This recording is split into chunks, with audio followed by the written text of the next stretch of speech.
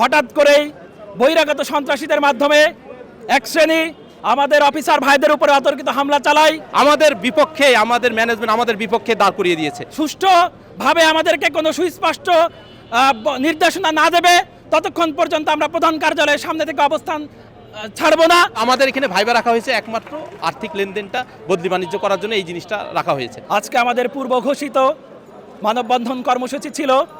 শান্তিপূর্ণভাবে আমরা সেই কর্মসূচি পালন করার জন্য দেশের প্রতিটি প্রান্তর থেকে আমাদের অফিসার ভাইরা অনেক কষ্ট করে দূর দূরান্ত থেকে এসেছিল। আমরা সকাল থেকে শান্তিপূর্ণভাবেই আমাদের প্রধান কার্যালয়ের সামনে অবস্থান কর্মসূচি পালন করছিলাম। হঠাৎ করেই বহিরাগত সন্ত্রাসীদের মাধ্যমে এক শ্রেণী আমাদের অফিসার ভাইদের উপরে অতর্কিত হামলা চালায়। আমরা এর আগেও কর্মসূচি পালন করেছি, স্মারকলিপি প্রদান করেছি। আমাদের এর আগের যে মাননীয় ব্যবস্থাপনা পরিচালক ছিলেন তার কাছে আমরা স্মারকলিপি প্রদান করে আমরা আমাদের ন্যায্য দাবিগুলো উপস্থাপন করেছিলাম। তিনি আমাদেরকে আশ্বস্ত করেছিলেন আমাদের দাবিগুলো পূরণ করার মাধ্যমে দীর্ঘদিনের যে বৈষম্য সেই বৈষম্যের অবসান ঘটাবেন।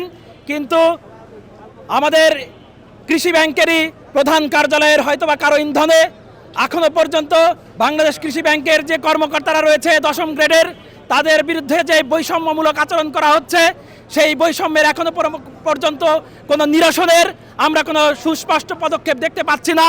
যার কারণে আমরা আজকে যতক্ষণ পর্যন্ত ঊর্ধ্বতন কর্তৃপক্ষ আমাদেরকে সুষ্ঠুভাবে আমাদেরকে কোনো সুস্পষ্ট নির্দেশনা না দেবে ততক্ষণ পর্যন্ত আমরা প্রধান কার্যালয়ের সামনে থেকে অবস্থান ছাড়বো না।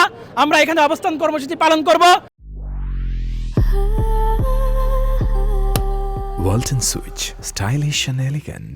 দেখা যাচ্ছে যে একই অফিসার পর্যায়ক্রমে 2-3 বার ভাইবা দিয়েও প্রমোশন পাচ্ছে না, অথচ আমাদের মতো না অন্য সরকারি ব্যাংকগুলোতে আপনার অফিসার থেকে এসপিও পর্যন্ত পদোন্নতির ক্ষেত্রে কোনো রকম ভাইবা দেওয়ার কোনো সুযোগ নেই। কিন্তু আমাদের এখানে ভাইবা রাখা হয়েছে একমাত্র আর্থিক লেনদেনটা বদলি বাণিজ্য করার জন্য এই জিনিসটা রাখা হয়েছে। তখন আমরা ওই 14ই সেপ্টেম্বর মানববন্ধন করার পরে তৎকালে এমডি মোহাম্মদ শওকত আলী স্যার, সে বর্তমানে সোনালী ব্যাংকের উনি আমাদের আশ্বাস দিয়েছিল যে ভাইবা ছাড়া আর অফিসারদের আগে পদোন্নতি দিয়ে আমাদের কার্যক্রম শুরু করবে। কিন্তু দেখা যাচ্ছে যে উনি চলে যাওয়ার পর বর্তমান এমডি স্যার আসলো। পূর্বের নিয়ম অনুযায়ী এজিএম থেকে ডিজিএম, তারপর এসপি থেকে এজিএম দি ভাইবার শুরু করেছে। কিন্তু আমাদের কোনো দৃশ্যমান পদক্ষেপ না দেখার কারণে আজকে আমরা আমাদের পূর্ব ঘোষিত কর্মসূচি 3-4 দিন আগেই আমরা এখানে পরিকল্পনাভাবেই সব জায়গায় প্রেস মিডিয়া সহ সব জায়গায় আমরা পাঠিয়ে দিয়েছি যে আমাদের কর্মসূচি আগামী শনিবার হবে। এটা আমাদের পূর্ব নির্ধারিত। হ্যাঁ বলতেছি এবার, কিন্তু আমাদের কিছু কর্তৃপক্ষ দুরভিসন্ধিমূলক ষড়যন্ত্রের কারণে, ফ্যাসিস্ট আচরণের কারণে তারা গত শুক্রবারের দিন রাতের বেলা তাদের কর্মসূচি ঘোষণা করে যে তারা আমাদের নিরীহ অফিসারদের প্রতিহত করবে।